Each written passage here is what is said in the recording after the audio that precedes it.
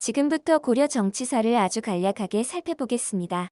고려는 918년 건국되어 1392년 조선이 세워지기 전까지 470여 년간 존재했던 꽤 긴 생명력을 가진 나라였습니다. 그리고 조선과 비교했을 때 굉장히 역동적인 시대였다는 평가를 받는데요. 화면에 보이듯이 이 민족의 침입이 잦았고 또 지배 세력이 여러 번 교체되었기 때문입니다. 조선의 경우 훈구나 사림, 그리고 여러 개의 붕당들이 교체되며 정권을 잡지만 그들 모두는 기본적으로 양반 사대부로서 동일한 성격을 가진 사람들이었습니다. 이 점과 비교해보면 고려는 정말 성격이 판이하게 다른 지배층이 자주 교체되었죠. 다이나믹 고려입니다. 우리는 통일신라와 발해에 대해서 배우지 않았죠. 이 두 나라 역시 한국사에서 중요한 국가이지만 삼국과 함께 고대 국가에 속하며 그래서 기본적인 정치, 경제, 사회, 문화 수준이 삼국과 비슷하거나 조금 더 발전된 정도입니다. 그래서 생략하였습니다. 양해를 부탁드립니다. 먼저 시기 구분부터 해보겠습니다. 고려사를 크게 나눠 보았습니다. 초기는 918년 고려가 건국된 때부터 대략 6대왕 성종 때까지를 말합니다. 중간에 936년이라는 연도는 무엇을 의미할까요? 고려가 후백제와 통일신라를 흡수해 호삼국을 통일한 때를 말합니다. 이 같은 고려 초기는 호족이 지배 세력으로 존재하던 시기였습니다. 호족에 대한 설명을 읽어보겠습니다. 통일신라 말에는 왕위 계승 분쟁으로 왕권이 매우 약해지고 지방 통제력이 거의 없는 수준이 되거든요. 그때 각 지역별로 장군, 성주라 칭하면서 군사력을 갖고 그 지역의 왕 같은 존재로 군림하던 수많은 호족들이 있었습니다. 그 수가 200여 명도 넘었는데 차차 통합이 되어갑니다. 여러분이 아는 왕건, 견원, 궁예, 양길 등은 모두 대호족이었습니다. 앞시간 고려 왕자의 난 발표에서도 나왔듯이 왕건은 많은 호족들을 전쟁을 통해 일부는 혼인 정책 등의 위유를 통해 고려 아래로 포섭하였습니다. 고려 건국 이후 아주 초반부에는 호족 연합정권이라고 불러야 할 정도로 힘이 강했지만 점차 국가체제가 정비되면서 호족의 힘은 자연스럽게 약화됩니다. 다음은 중기입니다. 중기는 호족이 도태되고 그중 일부만이 문벌 귀족으로서 각종 특권을 독점하던 시기로 대략 성종 이후부터 1170년 무신정변이 일어나기 전까지를 말합니다. 무신정변이 왜 일어났냐고 물으면 문신들의 차별 때문이다 라는 답이 바로 나올 만큼 이 시기 문벌 귀족의 특권 독점은 굉장했습니다. 문벌 귀족의 다양한 특권 독점에 대해 설명하기 전 한 가지 짚고 넘어갈 것이 있습니다. 비록 문벌 귀족이 매우 소수이긴 하지만 신라에 비하면 훨씬 확대된 범위의 지배 세력이라는 점입니다.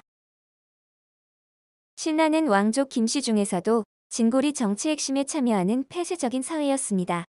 그에 비하면 문벌 귀족은 왕족인 왕씨 외에도 충주 유씨, 서희로 대표되는 이천서씨, 안산 김씨, 경원 이씨, 윤관으로 유명한 파평 윤씨 등 많은 호족 출신 가문과 경주 최씨 등의 예전 신라 육두품 출신 가문 등이 포함되어 있습니다. 통일신라에서 후 삼국을 거쳐 고려로 넘어가는 시기에 지배 세력의 출신이 확대되는 사회 발전이 일어난 것입니다. 오늘날과 비교하면 아직도 귀족사회라는 불평등한 모습이지만 점진적으로 정치에 참여하는 세력이 범위가 늘어나고 있다는 점을 알아두시기 바랍니다. 그럼 본격적으로 문벌 귀족을 설명해 보겠습니다. 다음 페이지의 설명을 읽어봅시다. 고려 광종 때 과거제가 도입되었는데요. 5품 이상의 관품을 가진 문벌 귀족의 자제들은 음서제의 혜택으로 과거를 보지 않고 관직 임용이 가능했습니다. 또 경제적으로도 월급 외에 주어지는 토지가 있었습니다. 문벌 귀족 가문은 그 수가 많지 않은데 권력을 분산시키지 않기 위해 그들 내부에서 폐쇄적으로 혼인을 했습니다. 가장 좋은 혼처는 왕실이었습니다. 대표적인 문벌 귀족인 경원이씨 가문의 혼인 양상을 가계도를 통해 볼까요? 이자겸의 가문이기도 한데요. 11대 문종이 이자연의 딸 3명과 혼인을 하죠. 게다가 인예태우는 12대 순종, 13대 선종, 15대 숙종의 어머니이기도 합니다. 경원이 씨의 권력은 16대 예종 때 극에 달했는데요. 이자겸의 첫 번째 딸은 16대 예종과 혼인, 두 번째, 세 번째 딸은 그 아들인 17대 인종과 혼인하는 등 매우 중첩된 혼인 관계를 맺었습니다. 그 외에도 아들들은 과거 급제와 음서로 재상이나 왕의 스승 같은 지위에 올랐습니다. 화면의 가계도에는 포함되지 않았지만 이자연의 증손녀의 무덤 묘지명에 경원 이시가문을 해동갑족이라고 표시한 것이 남아 있습니다. 해동은 우리나라를 의미하고요.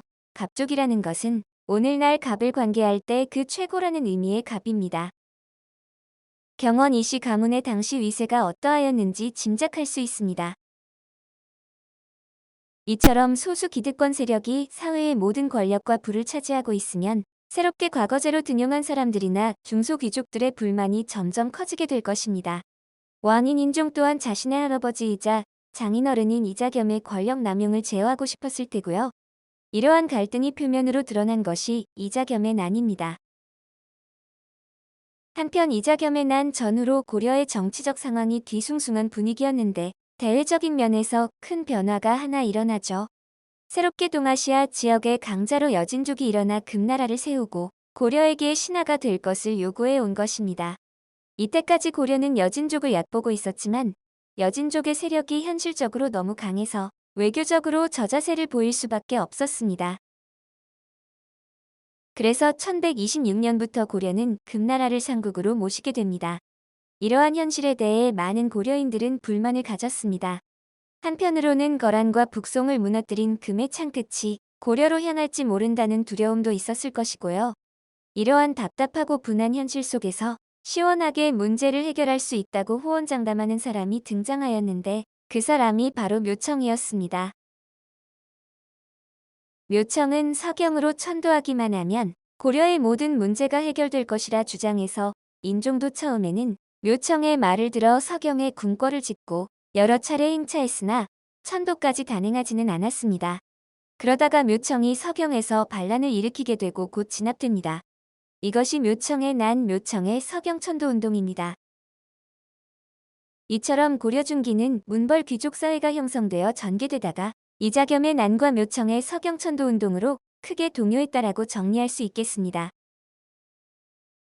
세 번째 시기는 무신집권기입니다. 고려시대의 무신정권은 정말 한국사의 특색 있는 시기이죠. 1170년에 쿠데타로 정권이 수립된 뒤 1270년에 개경으로 환도하여 왕정이 복고되는 그 100년간 존속했습니다. 초반에는 이의방, 정중부, 경대승, 이의민 등이 27년간 정권을 주도했고 후반부에는 최씨 정권이 성립하여 대몽항쟁을 전개하였습니다. 여러 무신집권자들의 이름은 많이 들어보셨을 거예요. 이들은 사적인 무력 집단을 가지고 국정을 농단하였습니다. 그런데 이때 몽골의 침입도 발생합니다. 1231년 몽골의 1차 침입 이후 30여 년에 걸친 간헐적인 침입이 계속 있었습니다. 1차 침입 직후 최씨 정권은 강화도로 천도에 항쟁하였고 6차에 이르는 장기간의 전쟁으로 피해가 엄청났습니다. 무신정권이 끝나면서 개경으로 환도가 이루어지고 이에 반대했던 삼별초의 난이 진압됨으로써 고려와 몽골의 관계는 겨우 안정됩니다. 이후 고려와 몽골의 관계는 원간섭기라는 말로 표현할 수 있습니다. 고려는 국가로서의 위상은 보장되지만 몽골에 복속되어 강한 정치적 간섭과 압박이 이루어졌습니다. 고려의 국왕은 원의 공주와 결혼하여 원 황제의 부마가 되었고 각종 제도가 개편되고 격이 낮아졌습니다. 두 차례 실시된 일본 원정의 군대와 물자 제공을 강요받기도 하고 영토를 빼앗기기도 했습니다. 이 시기 지배 세력의 변화를 볼까요? 무신정변이 일어나고 이어서 몽골이 침입하는 동안 문벌 귀족은 사라지고 대신 권문세족이라 부르는 새로운 집권층이 생겨났습니다. 일부 살아남은 문벌 귀족 가문, 무신난을 거치며 득세한 가문, 원나라와의 관계 속에서 새롭게 등장한 가문 등으로 구성되어 있었는데 15개 가문 정도였다고 합니다. 이들은 구성원은 다르지만 문벌 귀족과 비슷하게 고위 관직을 차지하고 음서제를 이용해 자손을 벼슬시켜 그 지위를 이어나갔습니다. 또 왕실이나 다른 귀족들과 중첩된 혼인을 통해 혈연 범위를 한정시켰고요. 또한 친원적 성향이 있었고 경제적으로는 대토지를 많이 소유한 농장주들이었고 사상적인 면에서는 불교를 믿는 특성을 가졌습니다. 권문세족이 권력을 남용하여 불법적으로 토지를 늘리고 평범한 농민들을 협박해 노비로 만들기도 했는데 이에 관련된 사료가 다음 페이지에 있습니다. 한번 읽어보세요. 한편 당시 사회에는 권문세족과 성격을 달리하는 한 세력이 성장 중이었는데 이들을 보통 신진사대부라 부릅니다. 이들은 주로 하급 관료나 지방양리의 자제들로 가문 배경이 그렇게 좋은 편은 아니었습니다. 대신 행정과 성리학에 능하여 과거를 통해 점차 세력을 키워오고 있었습니다. 그러다 공민왕대의 개혁정치와 더불어 크게 성장해 중앙정계의 한 부분을 차지했고 이후 고려를 무너뜨리고 조선을 건국하는 주체가 됩니다. 성리학을 배웠기 때문에 예의범절을 지키고 청렴했으며 그렇지 못해 불법과 부정을 저지르는 권문세족을 비판하며 대립하는 위치에 있었습니다. 이상으로 정치 세력의 변동으로 고려의 정치사를 살펴보았습니다. 시청하느라 수고하셨습니다.